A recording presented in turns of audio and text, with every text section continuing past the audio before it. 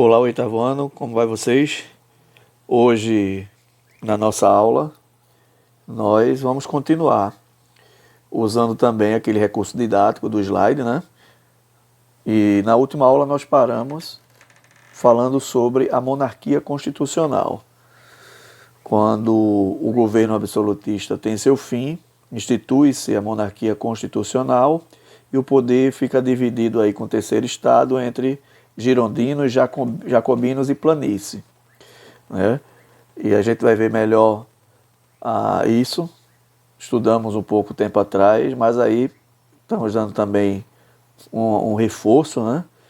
Então hoje nós vamos ver desde a monarquia constitucional até a própria república e o golpe chamado golpe dos 18 brumários, que vocês vão entender que é aí onde entra a figura do tão conhecido general Napoleão Bonaparte. Ok? Então, acompanhe aí o vídeo. Nós temos, depois desse slide de explicação, né? Nós temos também, eu tenho aí uma surpresa para vocês. Vocês vão gostar, tá bom? Então, observem, acompanhem bem para que a gente possa entender mais esse conteúdo com esse recurso didático, beleza? Vamos lá? Bem, então, observem. Logo após a Assembleia Nacional Constituinte, que foi aí no ano de 1789 a 1792, onde foi redigido aí a Declaração dos Direitos do Homem e do Cidadão, e também houve o fim dos privilégios feudais, começou agora a se formar um novo tipo de governo. Esse governo que surge, ele agora não é mais uma monarquia absolutista, mas passa a ser uma monarquia constitucional. E essa monarquia constitucional, a gente vai ver agora aqui, ó, nessa imagem que está aqui no slide, onde nós temos o poder legislativo, nós temos aqui no meio o poder executivo e o poder judiciário, ou judicial, como está aqui. Ou seja, vai haver uma divisão dos poderes e o monarca não passa a ter mais aquele poder absoluto. Ele vai continuar rei, mas como submisso a uma constituição. E o papel do rei está aí, ó, nomear os ministros. Ele pode vetar as leis e fazer também executar as leis. Do outro lado, do lado esquerdo, temos o poder legislativo e também temos o poder judiciário. Ou seja, a monarquia ela não deixa de existir, mas ela passa a ser então uma monarquia constitucional e não absolutista. E essa monarquia constitucional está aqui no poder executivo e o rei ele não tem mais todos os poderes em suas mãos. Como toda revolução, quando ela realmente dá certo, a Paris ficou em festa, né? Então houve aí uma grande festa que foi realizada em Paris e várias cidades da França, porque realmente acreditava-se que a partir de então haveria a chamada igualdade social e os problemas estavam sendo resolvidos, né? E todos os problemas de aspectos sociais. Então os franceses comemoraram bastante, principalmente o terceiro estado, que era a classe menos privilegiada, com essa nova constituição e com essa burguesia do terceiro estado assumindo a direção. Claro que o rei ainda está lá, mas agora havia uma nova perspectiva. Então tudo isso era motivos para comemoração.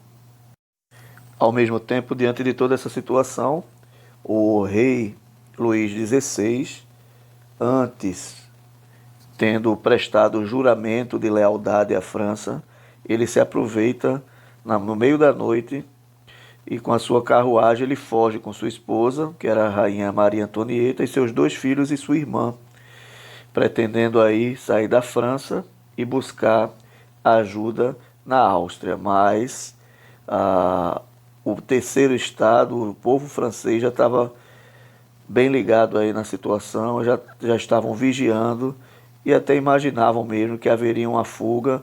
Então eles estavam preparados para impedir essa fuga de Luís XVI, e foi o que de fato aconteceu. E claro, assim que eles foram pegos, né, e não conseguiram chegar à Áustria, aquele juramento de lealdade no qual eles tinham, que o próprio rei Luís tinha feito com o povo, é colocado em xeque.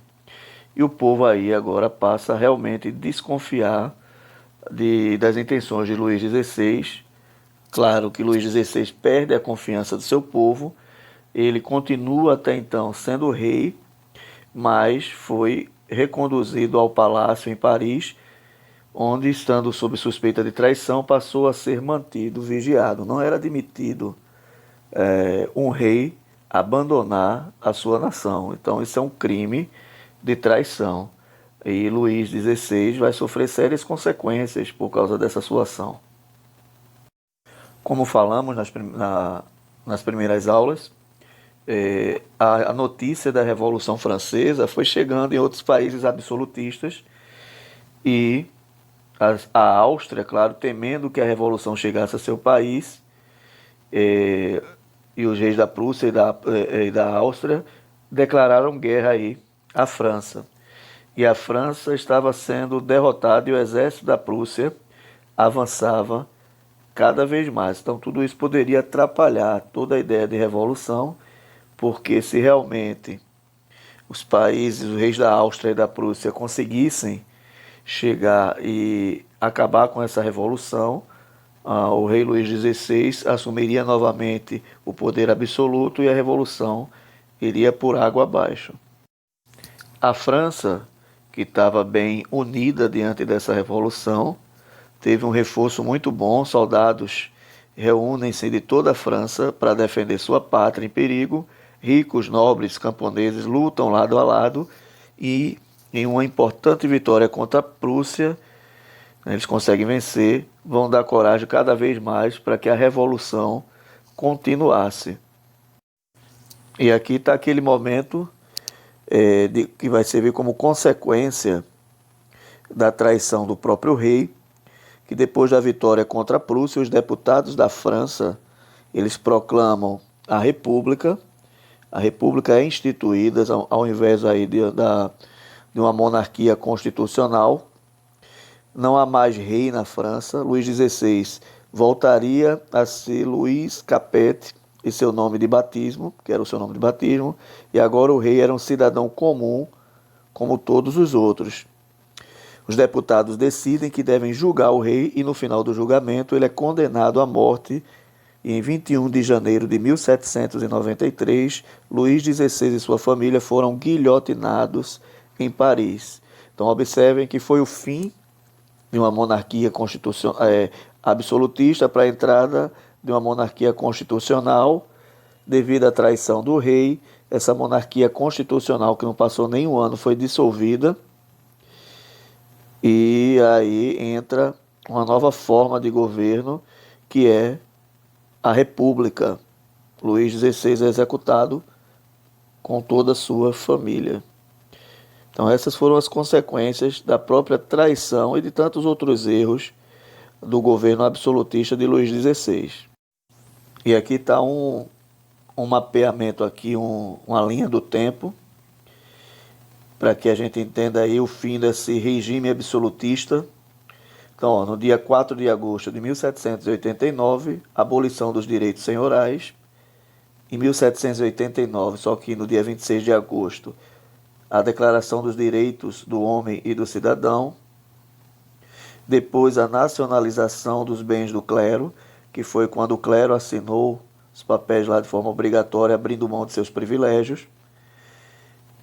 13 de setembro de 1791, aprovação da Constituição, estabelecendo aí a outra forma de monarquia, que seria a monarquia constitucional. O sufrágio, ou seja, o voto, era censitário, que significa um voto só para os mais ricos. Então essa é uma parte da linha do tempo.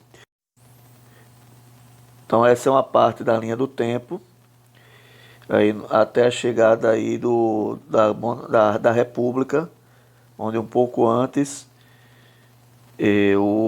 rei Luís XVI e sua família foram todos eles guilhotinados. Então, diante de toda essa situação, claro que não houve contentamento de todos. Então, na região aí oeste da França, muitos nobres e camponeses se recusavam a lutar por essa revolução que matou seu próprio rei.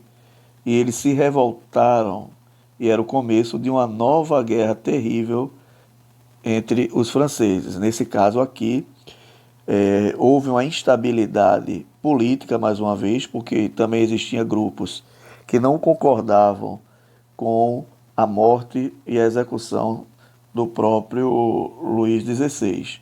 Então, nova crise política se agrava e vai começar a surgir aí a figura, uma das mais conhecidas da Revolução Francesa, que é Maximilien de Robespierre, mais conhecido como Robespierre. Ele passa a ser realmente aquele que vai comandar as execuções daqueles que não aderiram e não abraçaram a Revolução Francesa. Então, Robespierre, ele foi responsável por quase 40 mil execuções aí. E claro, o comitê, ele tomou uma série de medidas, várias delas até hoje regem muitas sociedades democráticas, e aí instituiu o ensino público gratuito e obrigatório, congelou os preços dos produtos, que é a lei do preço máximo, regulamentou os salários, realizou as reformas agrárias, repartiu os bens dos nobres emigrados, instituiu o divórcio e aboliu a escravidão nas colônias francesas. Mas observem, no livro de vocês já fala sobre isso também, que no Tribunal Revolucionário Parisiense, quem fosse acusado de contra-revolucionário, ou seja, quem fosse contra a revolução, recebia a sentença de morte. E calcula-se que entre 1793 a 1795, época chamada de Fase do Terror, e aqui no slide observem que está com o nome Convenção do Terror, aproximadamente 35 mil pessoas tenham sido executadas. Pode ter passado até chegando a quase 40 mil.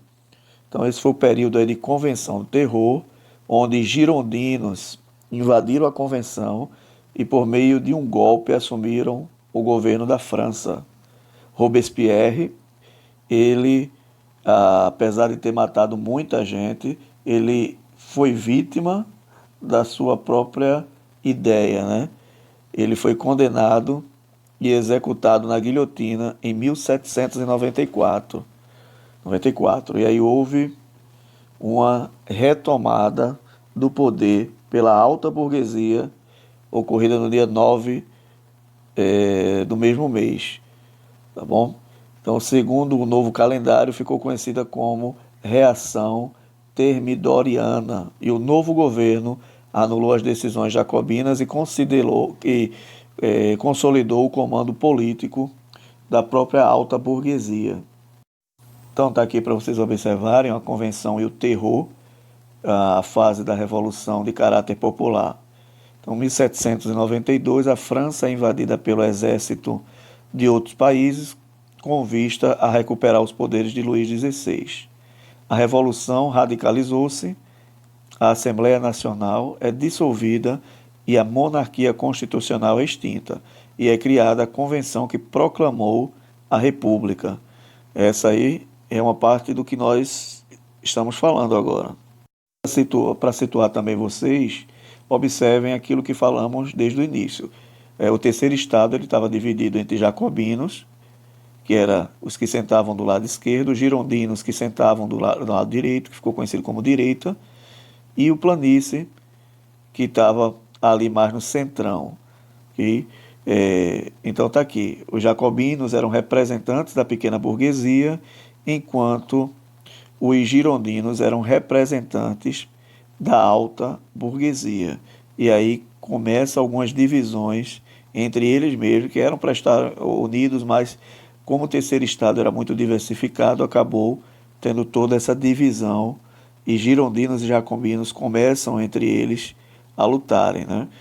A planície fica mais ali no meio, e como diz aqui, mudava o tempo todo de oposição, de posição, e apoiava quase sempre o grupo que estivesse no poder, como se fosse os dias de hoje, né?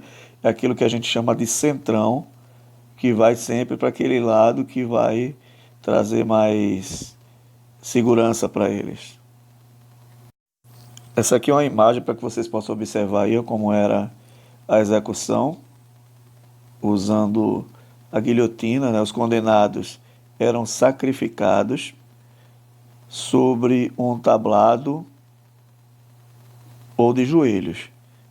E aí a cabeça ali era fixada e vinha uma guilhotina numa velocidade aí cerca de 24 quilômetros por hora, com um bloco bem pesado de 30 quilos, com esferas de 1 quilo, com lâminas extremamente afiadas de 7 quilos. E a distância percorria até a execução de 2,3 metros de altura até embaixo. Então não tinha como manter a cabeça no corpo, né? Era realmente uma decapitação. Então aqui mais uma linha do tempo para que a gente possa não perder o fio condutor, com a convenção, que foi aquela chamada Convenção Nacional, onde se instituiu a República no lugar da monarquia constitucional.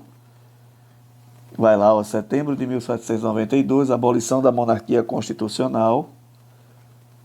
Em 1793, o voto era universal, mas isso também só durou um ano.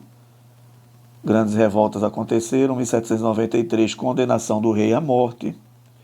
Em 1793 a julho de 1794, o governo entregue a um comitê de salvação pública. E depois entra aí o governo de terror liderado por Robespierre, que mata mais de 35 mil pessoas guilhotinadas, só pelo simples fato de não concordarem aí com a revolução, serem contra-revolucionários. Em julho de 1794, a República Burguesa, governo moderado e regresso do sufrágio censitário, ou seja, o voto volta a ser por renda e não mais de forma universal, independente da renda. E apesar disso tudo, né, as instabilidades políticas e guerras civis ainda estavam ocorrendo na França. Então tem aí, ó, em 1795, os defensores do absolutismo dos reis se revoltavam e tentaram atacar a Assembleia de Deputados. Eles foram presos por um jovem general, aí está geral, mas é general, que rapidamente se torna o herói do povo. Ele era o que seria tão conhecido Napoleão Bonaparte. Então, 4 anos depois, em 1799, o próprio Napoleão ele vai dar um golpe na República e se torna aí o cônsul da França. Em 1804, ele foi coroado imperador, onde vai levar aí o fim da chamada Revolução. Essa perseguição que houve aí ao Clube dos Republicanos por aqueles que defendiam o absolutismo monárquico, ele ficou conhecido como o terror branco, e não dando certo, claro, os exércitos absolutistas, mesmo assim, eles continuavam a atacar a França, também se aprofundavam na questão da crise financeira, estimulando as manifestações populares. Aí, desejando pacificar o país e garantir as conquistas burguesas da Revolução, deputados moderados articulam um golpe de Estado que levou ao poder o principal líder militar da França naquele momento, que seria aí o próprio Napoleão Bonaparte. Em 9 de novembro de 1799, houve o chamado aí Dia do 18 Brumário, ou golpe do 18 Brumário, que era um mês chamado mês de Brumário, no calendário que foi feito, que era um calendário revolucionário. Derrubou o diretório e instaurou um chamado consulado, declarando-se declarando aí Napoleão Bonaparte como o primeiro cônsul francês.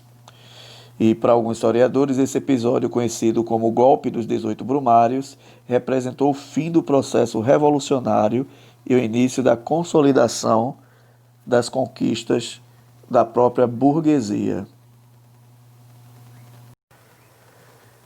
Bem, após toda essa aula, né, finalizando o conteúdo da Revolução Francesa, espero que tenham conseguido aí assimilar, porque são muitos processos que acontecem, né? Revolução, as guerras civis, a saída do absolutismo monárquico para uma monarquia constitucional, como se constitui essa monarquia constitucional e a divisão dos três poderes, depois a entrada da República e depois aí esse golpe dos 18 Brumários, onde Napoleão Bonaparte, mais à frente, se torna aí um grande imperador francês.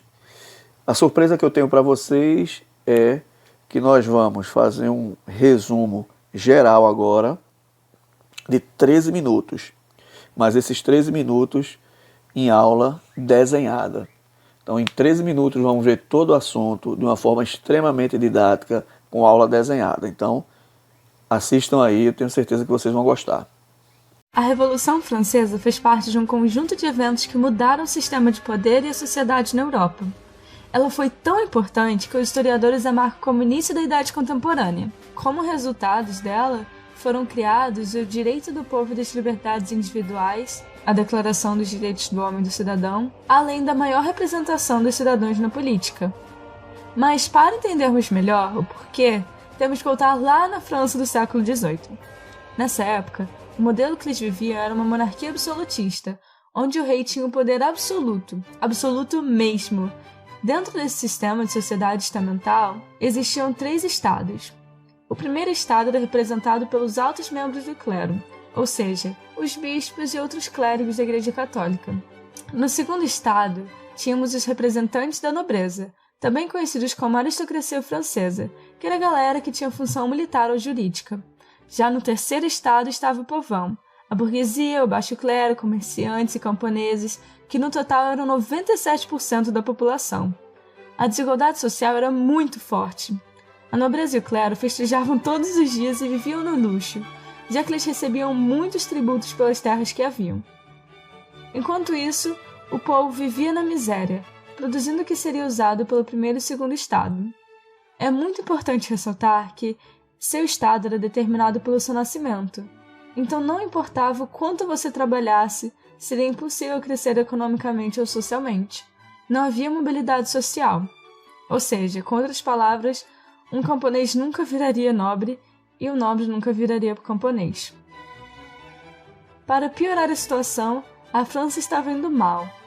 No último século, se enfiou em várias guerras, sendo as mais importantes a Guerra dos 7 Anos contra a Inglaterra e a Guerra de Independência dos Estados Unidos, onde a França deu apoio às 13 colônias. Essa última foi uma vingança do rei da França por ter perdido colônias para a Inglaterra na guerra anterior. Seu envolvimento nesses combates e os gastos super desnecessários do governo francês enfraqueceram bastante a economia.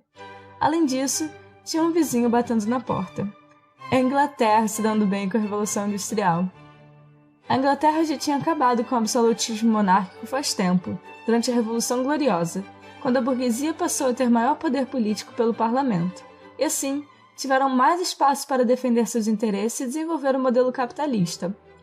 A França, por outro lado, estava bem atrasada nesse processo, quase vivendo em um sistema feudal e com poucos investimentos nas indústrias, já que a nobreza e o clero resistiam muito às medidas que podiam resultar na perda de seus privilégios medievais.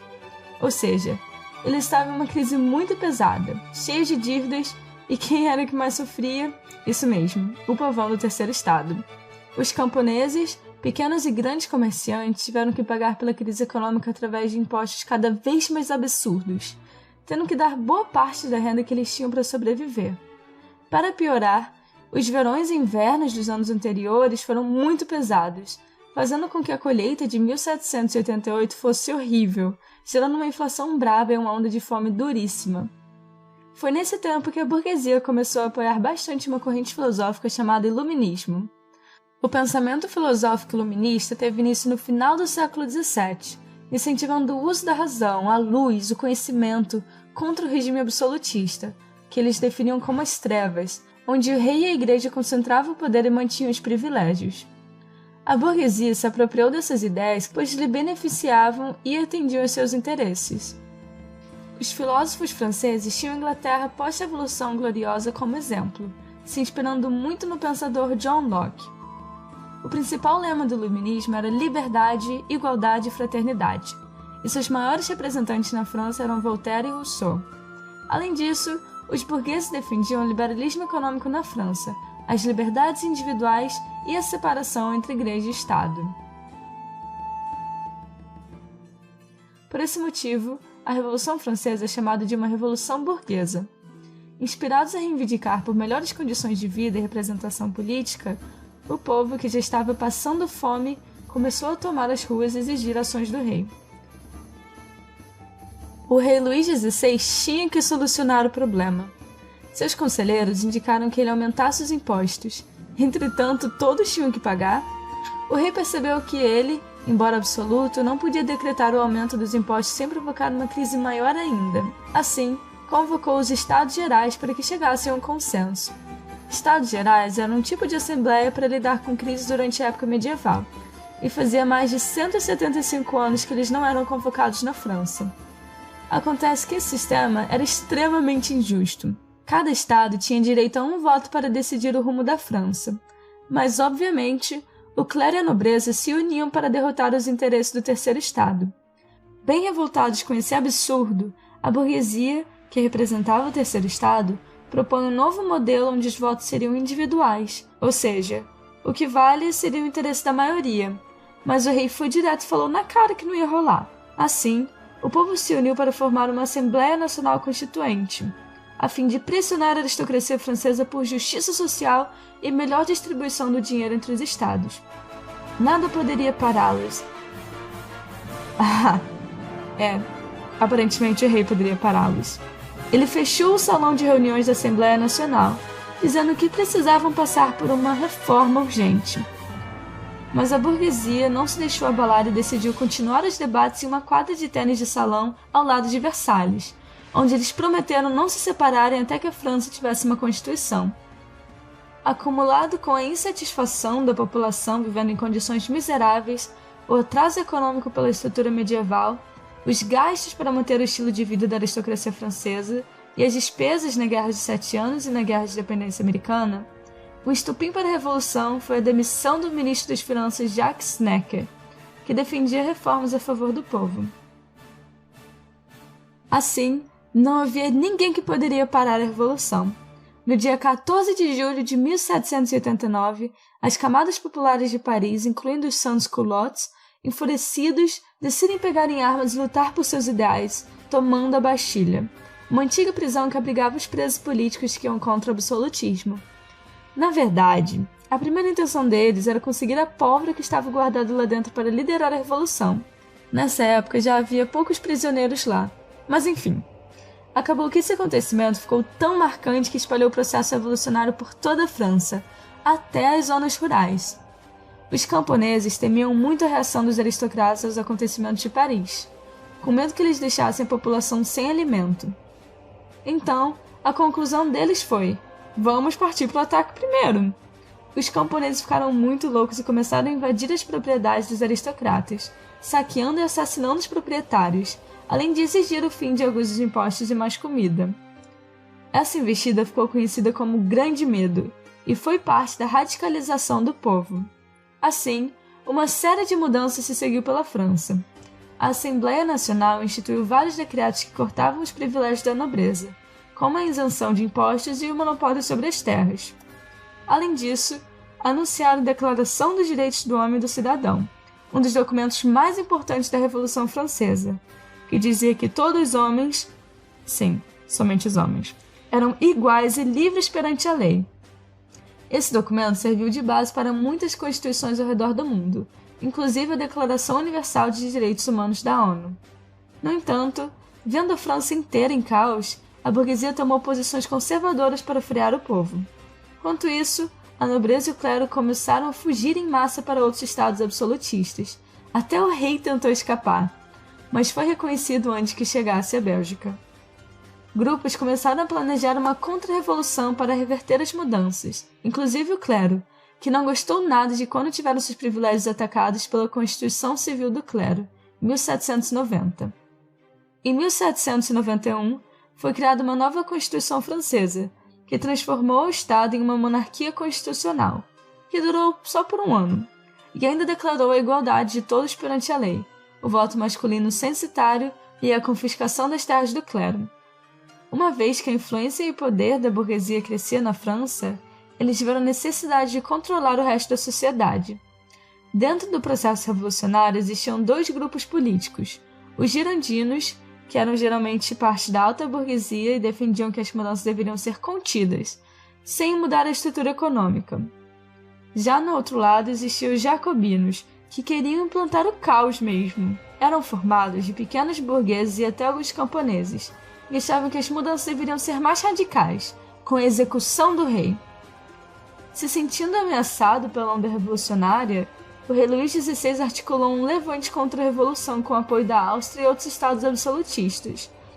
E assim, os revolucionários franceses, que juntos formaram um exército voluntário chamado Guarda Nacional, declararam guerra, em abril de 1792.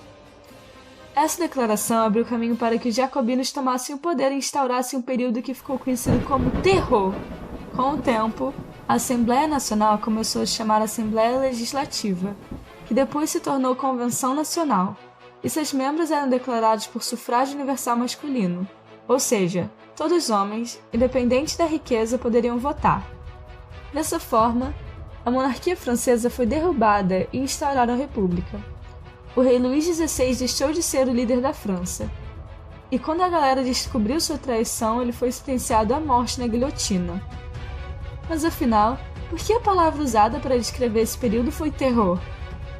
O líder jacobino Maximilien Robespierre era um surtado que utilizou do medo para estabilizar a situação política do país e controlar as massas populares, pela perseguição dos opositores e a defesa de seus ideais no Comitê da Salvação Pública. Eles defendiam, acima de tudo, a igualdade de execução. Agora todos os criminosos, independente das origens, seriam executados da mesma forma, na guilhotina. Durante seu mandato, mais de 40 mil pessoas, principalmente representantes da Igreja Católica e aristocratas, perderam suas cabeças na guilhotina, mas logo Robespierre bebeu do seu próprio veneno. Em 1794, os girondinos, com o apoio da alta burguesia, realizaram um golpe chamado Reação Thermidoriana e aplicaram uma série de medidas para reverter as decisões radicais, começando por mandar o próprio Robespierre e seus apoiadores para a guilhotina. Em 1795, a convenção foi substituída por diretório, com o objetivo de evitar que o poder caísse nas mãos de um único indivíduo novamente. Eles voltaram com o voto censitário, mas a forte repressão ao povo, agora por parte da Guarda Nacional Francesa, continuou. A grande instabilidade política e econômica que a França vivia fez com que a burguesia apoiasse cada vez mais o autoritarismo, e no meio desse cenário nasceu uma figura muito importante: Napoleão Bonaparte. Napoleão já era um general bem famoso por liderar o exército nas grandes guerras do século, e vendo uma chance já planejou um golpe para tomar o poder, conhecido como 18 de Brumário. Assim, em 1799, se dá início à Era Napoleônica. Então, quais foram as consequências da Revolução Francesa? Os estados passaram a ser controlados pela burguesia e sua forma de ver o mundo, a busca pela acumulação de capital, o lucro e a propriedade privada. Eles espalharam a ideia dos direitos naturais do homem, a vida, a liberdade e a propriedade. Tanto o grupo mais beneficiado foi a burguesia. Eles se separaram dos colegas do terceiro estado, ou o povo, e assumiram o poder político e econômico. Outros resultados da Revolução Francesa foram a transição de feudalismo para capitalismo na França, o início do processo de queda do absolutismo na Europa, a inspiração para movimentos de independência no continente americano, a popularização da república como forma de governo, do liberalismo econômico e da meritocracia, e o fim do privilégio das aristocracias. Eu espero que você tenha gostado desse vídeo. Manda lá no grupo do WhatsApp para os seus amigos que também estão desesperados pela prova de amanhã. Muito obrigada e até a próxima. Ótimo.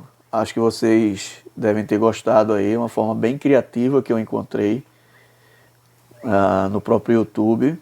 Achei bem interessante, os desenhos muito bem feitos, um resumo bem explicadinho. E assim a gente finaliza a Revolução Francesa.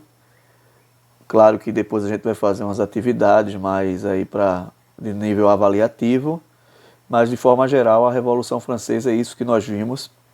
Vocês vão ver também no ensino médio de uma forma mais aprofundada, mas conseguimos explorar bem esse capítulo, certo? Espero que vocês não tenham dúvida. Se tiver dúvida, assiste o vídeo novamente, anota, tá? E eu quero trazer aqui 2 recados, né? O primeiro, na verdade, um. O primeiro foi a conclusão aí desse capítulo, e o outro recado é que vocês não deixem de observar lá na plataforma Plural as mensagens que são deixadas para que vocês se mantenham sempre atualizados. Então informe também aos pais para que observem caixa de e-mail e também as mensagens da plataforma, para aí não ser pego de surpresa em nada, tá bom? A escola está sempre procurando manter as turmas e também os professores muito bem informados, então não deixem de olhar a plataforma. Na próxima aula, na semana que vem, nós vamos iniciar o 4º capítulo, ok? Então já podem dar uma olhada lá, só para entender de forma geral. Um abraço para vocês, desejo aí uma boa semana.